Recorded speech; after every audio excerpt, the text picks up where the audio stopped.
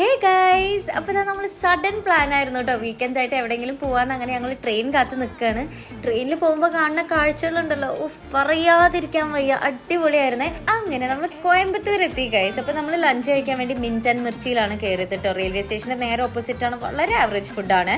അച്ഛൻ normal rice, അമ്മ tomato rice, ഞാൻ ചിക്കൻ ബിരിയാണി, ഞാൻ മട്ടൻ ബിരിയാണി, പൊന്നു ചിക്കൻ ബിരിയാണിയാണ് കഴിച്ചത്. അത് കഴിഞ്ഞ് ഞങ്ങൾ നേരെ ബ്രൂക്ക്ഫീൽഡ് മോളിലോട്ട് വിട്ടു. ഇതുവരെ പോയിട്ടില്ലേ. അവിടെ ഒരുപാട് ഷോപ്സ് ഉണ്ട് കേട്ടോ. അപ്പോൾ നമ്മൾ കുറച്ച് ഷോപ്പിംഗ് ഒക്കെ ചെയ്ത് നമ്മൾ നമ്മുടെ ലൊക്കേഷനിലോട്ട് വിട്ടു. അപ്പോൾ നിങ്ങൾക്ക് കണ്ടപ്പോൾ തന്നെ മനസ്സിലായിട്ടുണ്ടാവും നമ്മൾ ആദി യോഗി ഇഷ ഫൗണ്ടേഷൻ അവിടേക്കാണ് പോയത്. നമ്മൾ ആക്ച്വലി വൈകുന്നേരം അവിടെ എത്തിയിട്ടുണ്ടായിരുന്നു, പക്ഷേ വീഡിയോ എടുക്കാൻ പറ്റില്ല. ബിക്കോസ് നമ്മൾ ഫോൺ അവിടെ വെക്കണേ, നമുക്ക് ധ്യാനലിംഗേൻ്റെ അവിടേക്ക് കൊണ്ടുപോകാൻ പറ്റില്ല. ഈ കാളവണ്ടിയിൽ പോണ നേരം കൊണ്ട് നടന്നാൽ മതിയായിരുന്നു കേട്ടോ. നമ്മൾ ലേസർ ഷോ കാണാൻ വേണ്ടിയിട്ടാണ് പോയത്, പക്ഷെ മഴ ആയതുകൊണ്ട് അന്ന് ലേസർ ഷോ ഉണ്ടായില്ല. പിന്നെ ഇവിടെ നിങ്ങൾ ഇതുവരെ പോയിട്ടില്ലെങ്കിൽ ഒരു മസ്റ്റ് വിസിറ്റ് പ്ലേസ് തന്നെയാണ് കേട്ടോ. നല്ല പീസ്ഫുൾ ആണ്, അതുപോലെ ബ്യൂട്ടിഫുൾ ആയിട്ടുള്ള സ്ഥലമാണ്. വൺ ഡേ ട്രിപ്പ് പ്ലാൻ ചെയ്യുന്നവർക്ക് പോകാൻ പറ്റിയ സ്ഥലമാണ് കേട്ടോ.